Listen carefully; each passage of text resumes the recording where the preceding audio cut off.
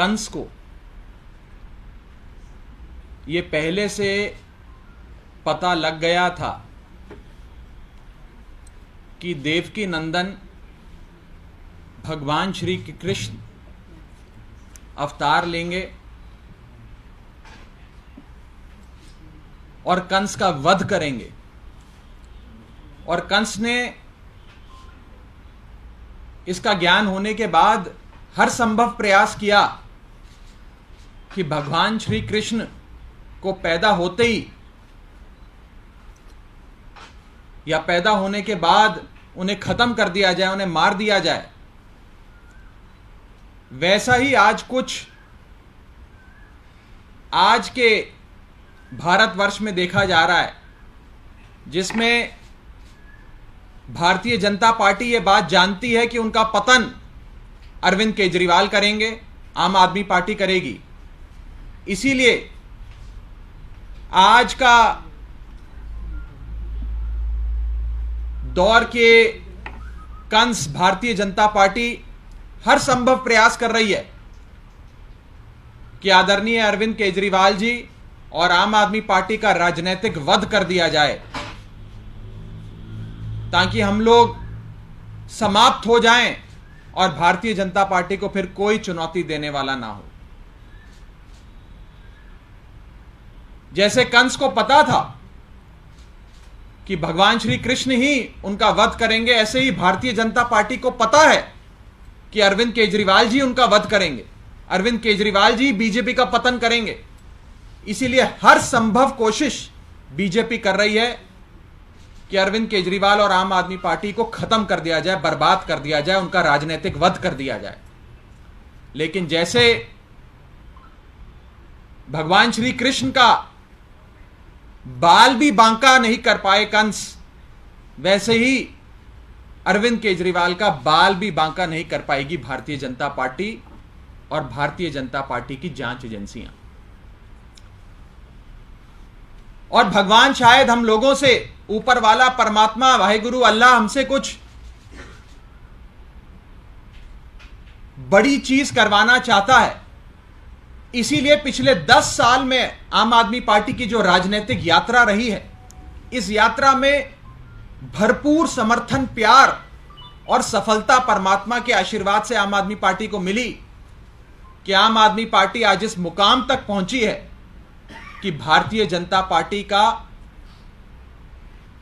खौफ, भारतीय जनता पार्टी का डर कुछ इस कदर उनके सर पर चढ़कर बोल रहा है कि एक एक कर कर आम आदमी पार्टी के तमाम नेताओं को जेल में डाला जा रहा है।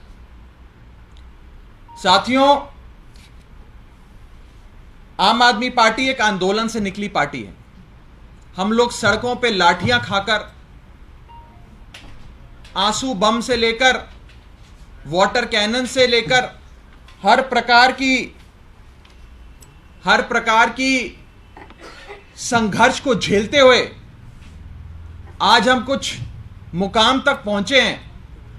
तो मैं बीजेपी के लोगों को यह कहना चाहता हूं, आम आदमी पार्टी वाले उस मिट्टी के नहीं बने जो तुम्हारी जांच एजेंसियों से, तुम्हारे ईडी सीबीआई के समन से, तुम्हारे सर्च एंड सीजर मेमो से, तुम्हारी रेडों से, तुम्हारे जेलों से डर कर बैठ जाएंगे और कंबल ओढ़कर घर में सो जाएंगे। आम आदमी पार्टी वाले आंदोलन की कोख से जन्मे लोग हैं, मरते दम तक संघर्ष करेंगे, और संघर्ष इस देश के अस्तित्व को बचाने के लिए, भारत देश को दुनिया का नंबर 1 देश बनाने के लिए। मुझे यह कहने में बिल्कुल भी हिचकिचाहट नहीं है कि अरविंद केजरीवाल जी मॉडर्न डे महात्मा गांधी हैं।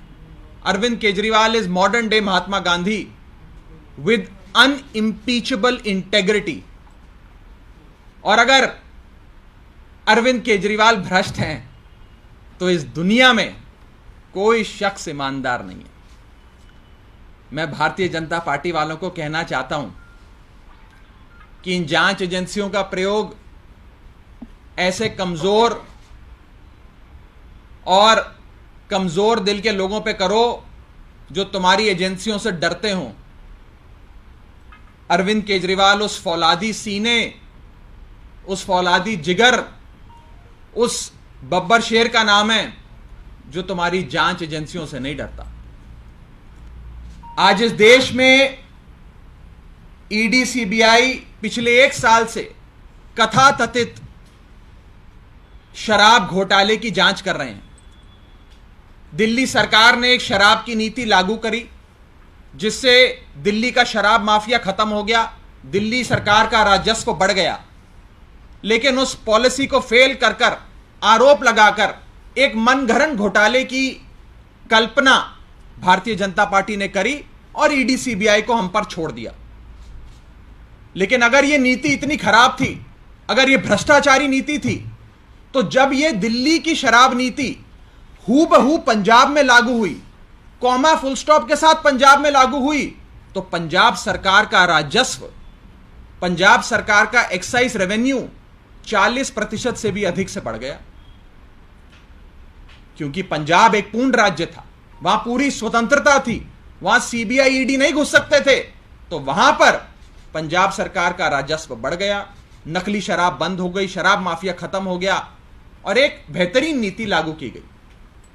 इससे यह साबित होता है कि खोट नीति में नहीं था, खोट नेताओं की, आम आदमी पार्टी के मंत्रियों की सोच में नहीं था, खोट था तो भारतीय जनता पार्टी की नीयत में था, जिसके चलते बीजेपी ने आज एक मनगढ़ंत घोटाले और fabricated evidence, fabricated malicious cases के आधार पे आम आदमी पार्टी के नेताओं को समन्स भेजने और गिरफ्तार करने शुरू किया। मैं 2-3 उदाहरण देकर यह सिद्ध कर दूंगा आज की इस प्रेस कॉन्फ्रेंस में कि इन्फोर्समेंट डायरेक्टरेट और सीबीआई, जो इस देश की प्रीमियर इन्वेस्टिगेटिव एजेंसीज हैं, वो कैसे मिलिशियस प्रोसिक्यूशन कर रही हैं, कैसे फॉल्स फैब्रिकेटेड एविडेंस, एफिडेविट्स पे स्टेटमेंट्स कोर्ट में सबमिट कर रही हैं और कैसे फोर्जरी कर कर, कैसे दस्तावेजों से छेड़छाड़ कर कर, रिकॉर्ड्स को टैंपर कर कर केसेस को बनाया जा रहा है लोअर कोर्ट्स और हाई कोर्ट्स के भीतर। मेरा पहला उदाहरण, मनीष सिसोदिया जी के खिलाफ मुख्य आरोप जो दस्तावेजों में लिखकर सीबीआई और ईडी ने कोर्ट में दर्ज कराया, वो है कि मनीष सिसोदिया ने 14 फोन्स डिस्ट्रॉय किए और वो डिस्ट्रक्शन ऑफ एविडेंस है। सबूतों से छेड़छाड़ करना एक कानूनी जुर्म है। 14 फोन मनीष सिसोदिया ने जला दिए, फेंक दिए, डिस्ट्रॉय कर दिए, इसीलिए मनीष सिसोदिया गुनहगार है, उनको जेल में डाल दिया। उन 14 फोनों का ब्यौरा जब कोर्ट में सीबीआई ईडी ने दिया तो पता लगा उन 14 फोन में से 5 फोन तो सीबीआई और ईडी की गिरफ्त में है, उनकी कस्टडी में है। जो 14 फोन सीबीआई ईडी कह रही थी कि मनीष सिसोदिया ने जला दिए, फेंक दिए, उन 14 में से 5 तो सीबीआई ईडी के पास खुद उनकी तिजोरी में बंद है, उन्होंने सर्च और सीजर रेड कर कर वो जब्त कर लिए। और जो बाकी 9 फोन हैं वो भी आज आम आदमी पार्टी के कई कार्यकर्ता, हमारे साथी इस्तेमाल कर रहे हैं, वो फोन भी चल रहे हैं। यानी कि ये जो 14 फोनों को बर्बाद करने का, उन्हें डिस्ट्रॉय करने का आरोप था, वो सरासर झूठ था।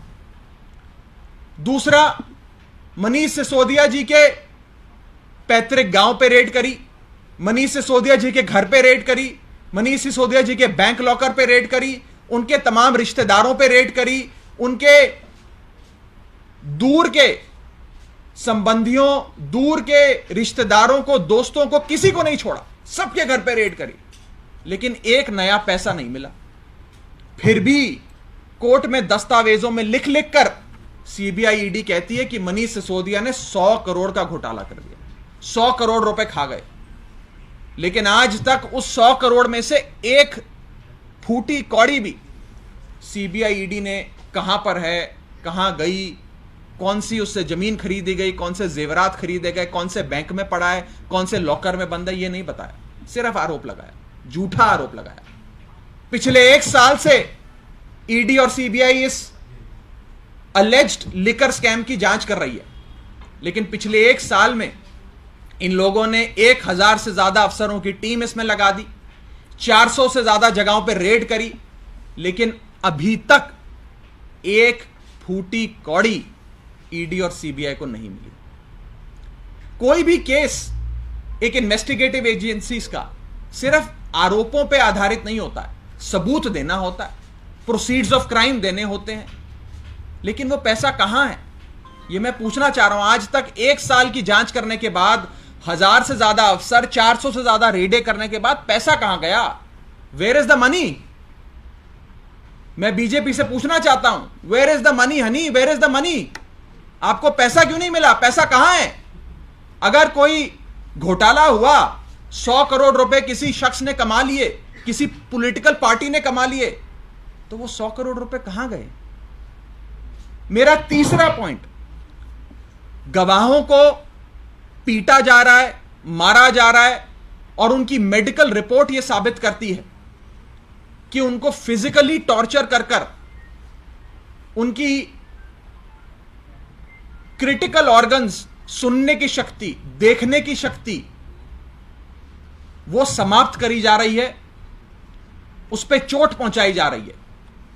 एक गवाह जिनके दस्तावेज और मेडिकल रिपोर्ट सामने आई, चंदन रेड्डी नाम के एक शख्स हैं कोई, उन्हें इतना पीटा, ईडी के अफसरों ने इतना पीटा कि उनकी सब्सिक्वेंट मेडिकल रिपोर्ट में पता लगा कि उनकी सुनने की शक्ति समाप्त हो गई। जब उनसे पूछा गया, पत्रकारों ने भी पूछा, एजेंसियों ने भी पूछा, डॉक्टरों ने भी पूछा कि आपको क्यों पीटा गया, तो वो कहते हैं अफसर हमें बिठाकर ईडी सीबीआई के ये कहते थे अरविंद केजरीवाल का नाम ले, मनीष सिसोदिया का नाम ले, बोल मैं इनको 100 करोड़ रुपए मैंने इन्हें दिए हैं, 50 करोड़ रुपए मैंने इस शख्स को दिए हैं, अगर नाम नहीं लेगा तो तेरे सुनने की शक्ति, देखने की शक्ति, आंख नाक कान सब हम फोड़ देंगे, तुझे चोट पहुंचाएंगे।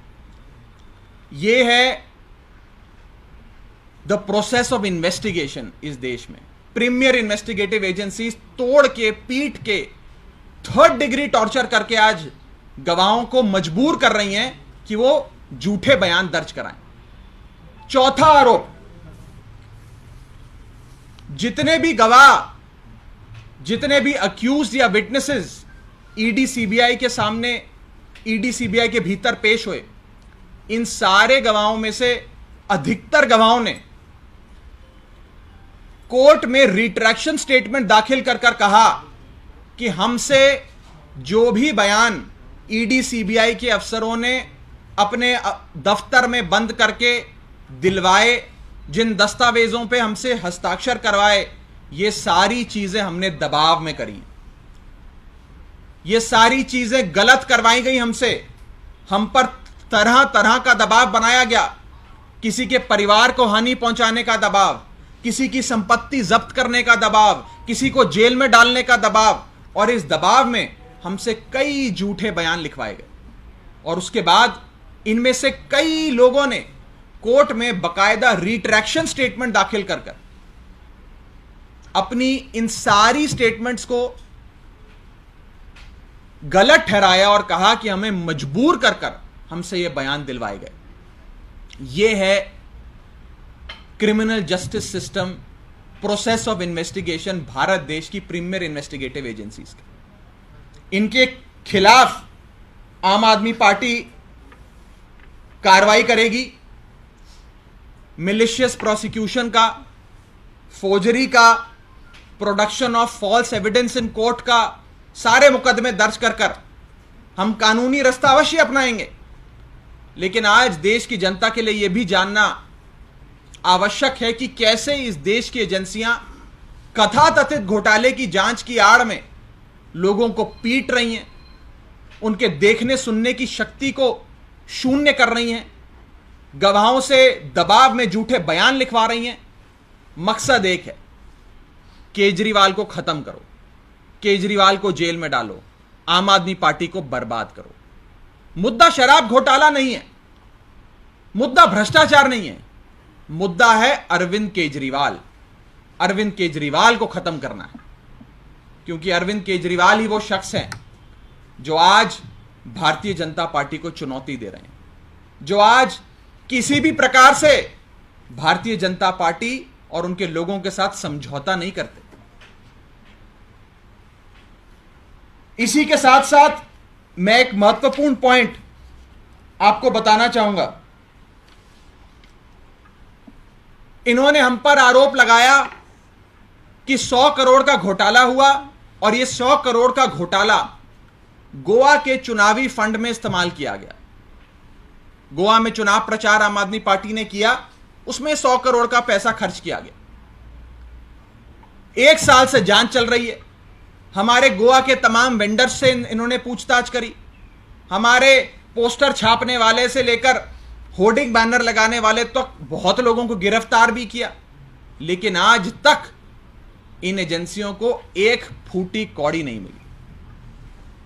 मैं भारतीय जनता पार्टी को कहना चाहता हूं, इन एजेंसियों का इस्तेमाल उन कमजोर दिल के नेताओं पे करो जो शायद ईडी सीबीआई के डर से तुम्हारी पार्टी ज्वाइन कर लें या अपनी पार्टी तुम्हारे साथ मर्ज कर लें। आम आदमी पार्टी, अरविंद केजरीवाल कमजोर दिल के नहीं। आम आदमी पार्टी, अरविंद केजरीवाल अंतिम सांस तक तुमसे और तुम्हारी एजेंसियों से लड़ेंगे। मैं भारतीय जनता पार्टी को यह भी कहना चाहता हूं कि आपने पिछले 7-8 साल में हमारे बहुत लोगों को ED, CBI, income tax, Delhi police के चक्कर में फंसाया। 40 से ज्यादा हमारे विधायकों पर मुकदमे किए। एक एक कर सारे मुकदमों में हमारे विधायक बरी हो गए। अरविंद केजरीवाल जी के निजी सचिव राजेंद्र कुमार जी से लेकर सतिंदर जैन, मनीष सिसोदिया जी, सब पर रेडें करी। आज तक एक भी केस में प्रोसिक्यूशन नहीं करा पाए, क्योंकि इन्फोर्समेंट डायरेक्टरेट और सीबीआई का मकसद प्रोसिक्यूशन नहीं है। ईडी और सीबीआई का मकसद है परसिक्यूशन, परसिक्यूट करना है, प्रोसिक्यूट नहीं करना। ईडी और सीबीआई का ट्रैक रिकॉर्ड यह है 0% प्रोसिक्यूशन, 100% परसिक्यूशन। इन्फोर्समेंट डायरेक्टरेट ने पिछले 8 सालों में 2014 जब से केंद्र में भारतीय जनता पार्टी की सरकार बनी, 2014 से लेकर 2022 तक 3,555 नए मुकदमे दर्ज किए। ईडी ने 3,555 न्यू केसेस, न्यू एफआईआर्स का कॉग्निसेंस लेते हुए 3,555 भ्रष्टाचार के कथित मामलों में जांच शुरू करी। लेकिन इन 8 सालों में कन्विक्शन रेट की अगर हम बात करें तो मात्र 23 लोगों को ही इन्फोर्समेंट डायरेक्टरेट कन्विक्शन करवा पाई, यानी कि 0.05% से भी कम ट्रैक रिकॉर्ड है, सक्सेस रेट है इन्फोर्समेंट डायरेक्टरेट का। और अंत में भारतीय जनता पार्टी ने आज जो दुष्कर्म किया है, अरविंद केजरीवाल जी को सीबीआई के समन्स भिजवाने का, मैं बीजेपी को कहना चाहता हूं कि आप लोगों ने खुली तार पे हाथ लगाया, खुली तार पे अपना हाथ रख दिया है। अरविंद केजरीवाल वो खुली तार हैं जिस पे हाथ लगाते ही बीजेपी वालों को 440 वॉट का करंट लगेगा। तो 440 वॉट के करंट के लिए तैयार हो जाइए और इन एजेंसियों को कहिए कि जांच की आड़ में, जांच की एवज में लोगों को पीटना, मारना, डराना, धमकाना बंद करें। आज का एजेंसियों का दुरुपयोग का दौर 1970 के दशक का मीसा कानून की याद दिलाता है, जब इंदिरा गांधी जी ने, उस समय की प्रधानमंत्री ने, maintenance of internal security act नाम का एक मीसा कानून देश में लागू किया और उस कानून का इस्तेमाल कर देश के तमाम विपक्षी नेताओं को, गली मोहल्ले के विपक्षी नेताओं से लेकर बड़े राष्ट्रीय स्तर के नेताओं तक, सबको पकड़ के जेल में डाल दिया। आज भी वैसा ही कुछ इस देश में देखा जा रहा है। ईडी सीबीआई का दुरुपयोग कर इंस्ट्रूमेंट्स ऑफ स्टेट को अब्यूज कर एजेंसियों का गलत इस्तेमाल कर कर जो भी शख्स भारतीय जनता पार्टी को चुनौती देता है उसके खिलाफ एजेंसियां लग जाती हैं, उसे पकड़ के जेल में डाल देती हैं। लेकिन मैं बीजेपी को कहना चाहूंगा कि इस मीसा कानून के लागू होने के बाद, विपक्ष के नेताओं को जेल में डालने के बाद, 1977 के चुनाव में जो हालत उस समय की बहुत ही ताकतवर प्रधानमंत्री इंदिरा गांधी जी का हुआ था, कहीं वैसा ही हाल 2024 के चुनाव में देश के ताकतवर प्रधानमंत्री नरेंद्र मोदी जी का ना हो जाए। इस संदर्भ में कोई सवाल हो तो आप पूछ सकते हैं। सवाल ये उठ रहा है कि जब पंजाब में आप फॉर्मर सीएम चन्नी जी के खिलाफ कार्रवाई करते हैं तो कहा जाता है कि कानून अपना काम कर रहा है, और जब आम आदमी पार्टी से जुड़े नेताओं पर कार्रवाई होती है तो आप कहते हैं कि ये वेंडेटा है और प्रताड़ित किया जा रहा है। आपने एक केस का जिक्र करा, जिस केस का जिक्र करा उस केस में जब जिन नेता का आपने नाम लिया उन पर रेड हुई थी, उनके भतीजे पे रेड हुई थी, और उस रेड में शायद 10 करोड़ रुपए नकद राशि मिली थी, करोड़ रुपए की इलीगल वेल्थ के दस्तावेज, गाड़ियां, प्रॉपर्टी के कागज मिले थे, और उसके बाद एफआईआर रजिस्टर हुई थी, उसके बाद कार्रवाई शुरू हुई थी। हमारे केस में एफआईआर रजिस्टर हो गई, आरोप लग गए कि 100 करोड़ का घोटाला हो गया, गवाहों के कान फोड़ दिए, आंखें फोड़ दी, डरा धमकाकर बयान करवा लिए, लेकिन आज तक 100 करोड़ रुपए में से 100 रुपए का नोट भी बीजेपी को नहीं मिला। यह फर्क है एक जेन्युइन इन्वेस्टिगेशन में और एक politically motivated persecution instead of prosecution में।